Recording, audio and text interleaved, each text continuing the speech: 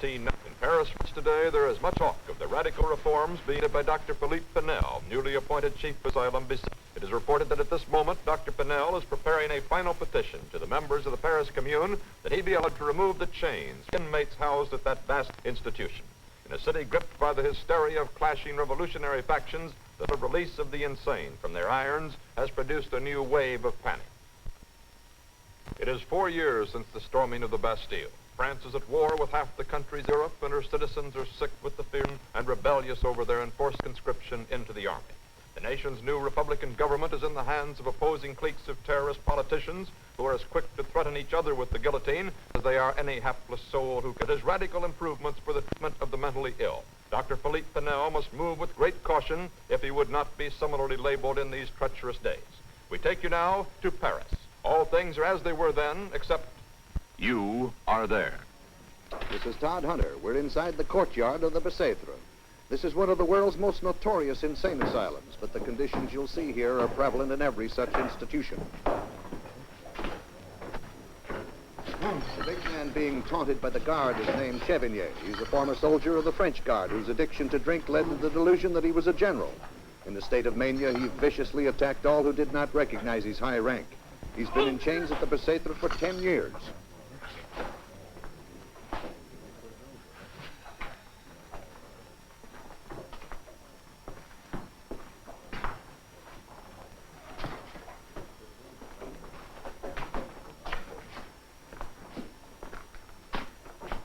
That one has many times broken his chains with the strength of his own hands. He must be watched. What is it that's so disturbing him now? He knows the people come today to make fun of him. He protests. Here's the grizzly bear. Come on, Chevigny. Before. Already I've seen the people gathering outside. They were paid good money. Must give them a good show. That will be enough from you, Chevigny. Or I'll bring this club down on your skull. Would you believe it? The new head doctor, Monsieur Pinel, told us he wants us to unchain this beast. That one as well. He's been here for 40 years and is the worst maniac of them all. No one can get near him. A guard once made that mistake and the old man killed him by bringing his irons down on the guard's skull. Now, as you can see, he's chained so he cannot move. And he must remain so. Dr. Pinel himself must be mad. In the hope of securing an interview with Dr. Pinel, we switch you now to his office here at the Bicêtre. Come in, Grant Holcomb. This is Grant Holcomb. The boy you see is Dr. Pinel's son, Scipion. This man is Poussin, director of the Bicêtre. I have concern for my father. He has gone again before the Commune. Paris is ruled by the men of the Commune today. Among them, Robespierre, Saint-Just, and the cripple Couton. Your fear, then, is that they may hasten to name him as an enemy of the people. It is my fear, not my father's. Before I met him, your father was described to me as a timid little man. I have found him neither a timid nor a little man. He is a sensitive and a pious man who cannot look upon what exists here inside Bicêtre and do nothing about it. Excuse me, please. What would you say has brought about your father's interest in the inmates of an insane asylum? Perhaps this will explain. Some time ago, a very good friend of my father was stricken with a strange sickness of the mind. My father studied hard to understand the man's strange malady. Why had a normal thinking person suddenly become something half human? My father did all he could for his friend, but one day the man ran out into the woods and was never seen again. My father cannot forget his friend's tortured death. Nor can he forget the men who are here and are stared at and ridiculed by the visitors. You see, he speaks of the spectators who come here, and in return for a few coins, are permitted to watch the deranged in their cells. You see, they sometimes behave in curious ways, which the people find amusing. This practice appalls my father. He will abolish it here. Dr. Pinel is incurring the wrath of the people with his talk of these extreme reforms. He wants better food for the poor creatures of the Bicêtre. And now he tells them he will release them from their chains. But, sir, are you opposed to Dr. Pinel's suggested reforms? Opposed to them? But for myself, I would not have the courage to try them. You see, there are some who consider the insane a species apart from man. Here at the Bicêtre, I have seen things which could make me believe this.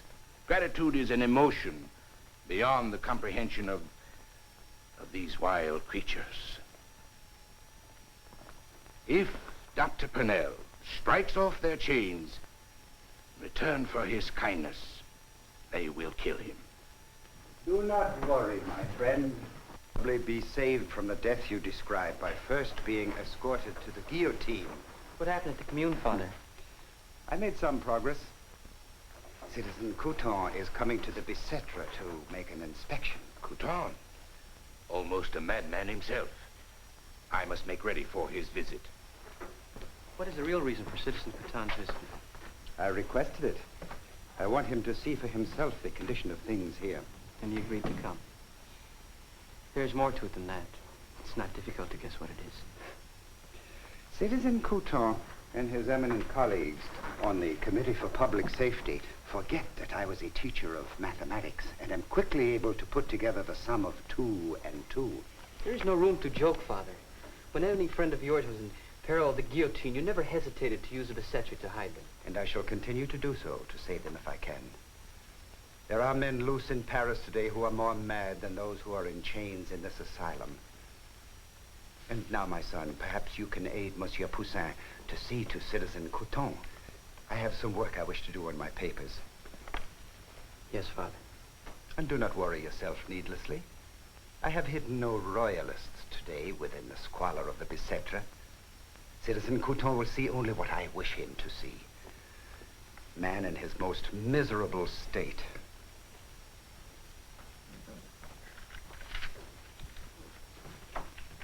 Dr. Pinel, could we talk to you for a few moments? A discussion. Concerning? Oh, such things as you're writing there in your papers? You mean my studies among the mentally disturbed? Yes, the insane. The insane. Lunatics. Animals, beasts. Call them what you like, but you are wrong. They are really sick people, and it is wrong to lump them together all under one name, just as it is wrong to put them together somewhere, helter-skelter, with no regard for the varying degree of their disturbances. So it's true that you believe the insane should be given individual attention. And individual care. That is what I will make possible here at the Bicêtre. In what way? By observing the behavior and the distress of the inmates and separating them into different categories. This will make it easier to observe the progress of each case and also bring about definite conclusions on the varying degree of insanity. I understand, Doctor, you have already determined a system of classifications to differentiate types of insanity. From my studies, I would make these 5 distinctions. Melancholia, or exclusive delirium. Mania without delirium. Mania with delirium. Dementia, or the abolition of thought. And idiocy, the obliteration of all intellectual and emotional faculties.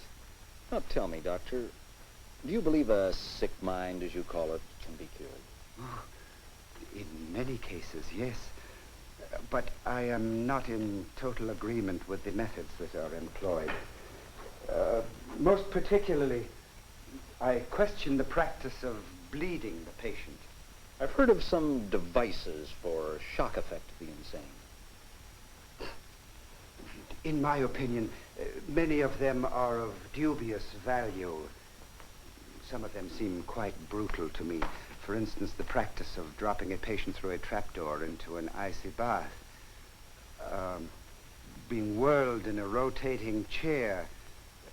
Chained in a well with rising water or lowered into a snake pit. These are methods employed to frighten away the devil, which is supposed to have taken possession of the patient's mind. Isn't there a theory that perhaps a fear of death will destroy the patient's fear of life? Yes, that is a common theory. It remains still that the application of shock has considerable value. In some instances, the patient has been known to momentarily recover mental balance. But the mind is a fathomless thing. To determine how to make a patient well, I believe the doctor should first determine what are the causes of his illness. That is primarily what my studies are concerned with here. The identifiable symptoms of mental illness, and to determine what I can of their causes.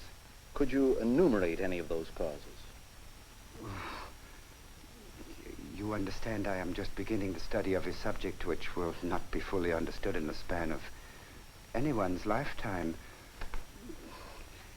I determine whenever possible whether the affliction may be hereditary. I consider a faulty education to have considerable effect, and the supervision of parents, either too lax or too strict. How often is the exuberance of youth exasperated by being reproached bitterly for some slight error, addressed harshly, angrily, even threatened with blows. This is how all blood ties break. This is where perverse tendencies develop and where mental illnesses break out. And in that belief, you intend to relax the discipline of the Bicêtre? I advocate the humane treatment of all these unfortunate people. I believe that they will recognize the authority of a firm but gentle hand. However, I do not plan to strike the chains from them indiscriminately. There are perhaps some 300 sick human beings here within these walls. Oh, but as I have explained, they are not all sick to the same degree. I have selected 50 or so from whom I think the chains should be struck, the chains that bind them so cruelly. Oh, then the report is untrue that you intend to release some who are murderers. I suppose it is not untrue. There are among those whom I will free men who have in the past killed other men. But the men they killed were those who kept them in irons. Thank you, Doctor. Thank you. We return you now to Todd Hunter among the inmates of Bicêtre. Citizen Couton of the Paris Commune has been inspecting the asylum, and he is now approaching in company with Dr. Poussin and Dr. Pinel's son, Scipion. I would consider any man who unchains such vile beasts as these as demented as they. Sir. And to think Robespierre suspected him for his intellect. Remove the irons from a man whose mind is possessed of the devil, and you free the devil himself. But my only concern is to make certain that the devil is not a royalist. Citizen Couton, if you are satisfied that I am not harboring any noblemen here within the Bicêtre, will you not give me authorization to institute my reforms? I ask you this, citizen. If a man is taken with a sickness in his stomach, he is put to his bed. Why then, if a man is taken with a sickness in his head, should he be chained with irons around his legs and fastened so firmly to the wall that he is not able to lie upon the ground to ease himself? Remove the irons and he would not lie down. He would rise up and strike. In that case, citizen, it is I who would be struck down, and I hold no such fear. You are a foolish man.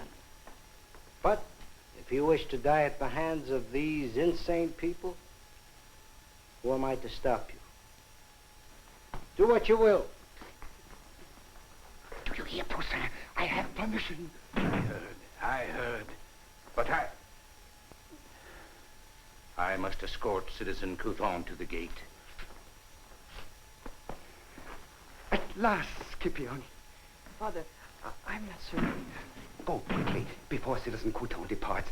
Convey to him the gratitude that I was too tongue-tied to express. Go quickly. They will be less frightened that way.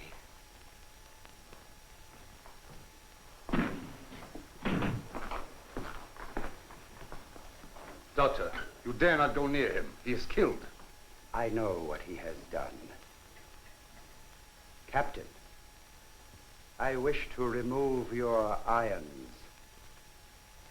You may even walk about in the courtyard. No one will harm you, and in return, you must harm one. Do you understand? But don't you see, Doctor, he cannot understand. It will be your life or mine. Strike off his chains. Come, do as I tell you, both of you. Strike off his chains. They will not harm you.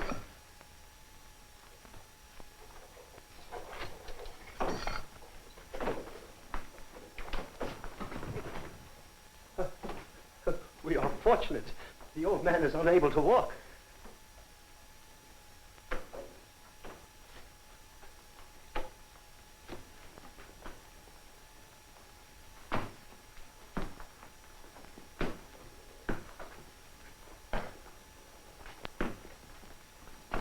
Remember, Captain, no one will hurt you if you will hurt no one.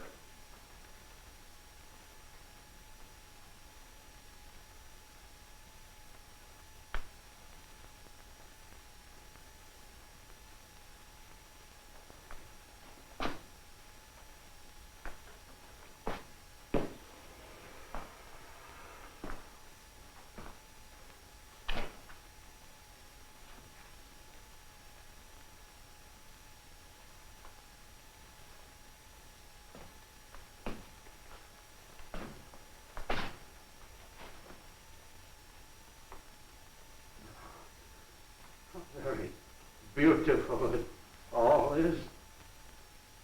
How beautiful. From now on, you may walk about in the courtyard and look at the sky as much as you please, until it is night.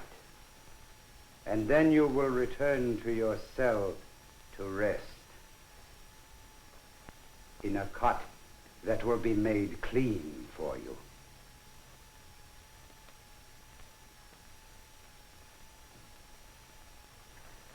Come along, there are others. Chevigny is next.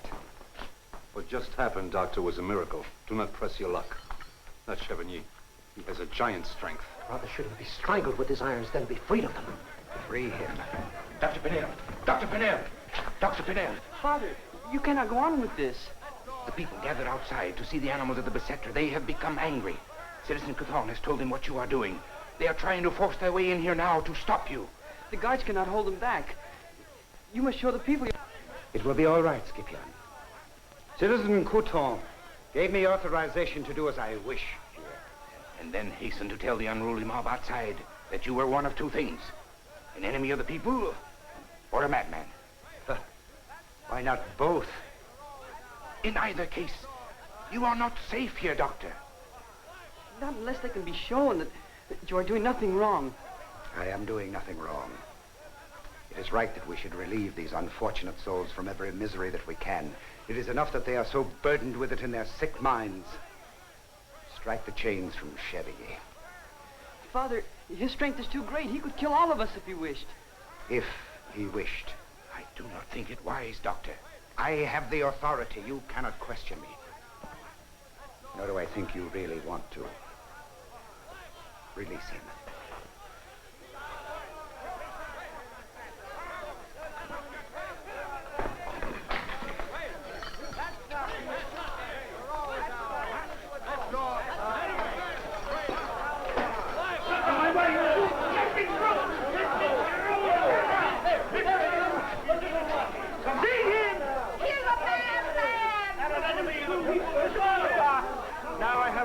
claim to both distinctions.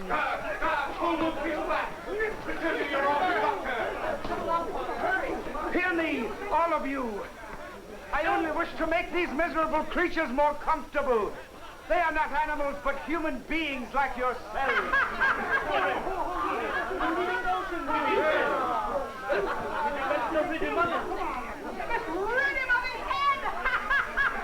To the guillotine!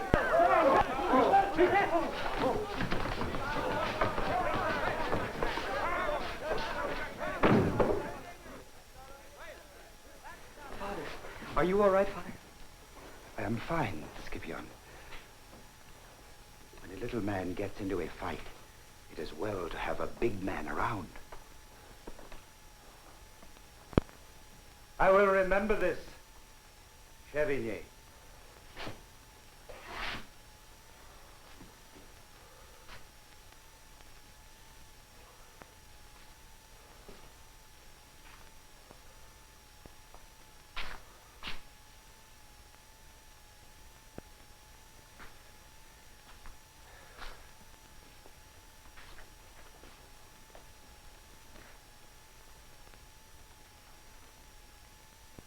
As the initial step in his reform measures, Dr. Pinel removed the chains from 53 of the inmates at Ficha, all without any mishap.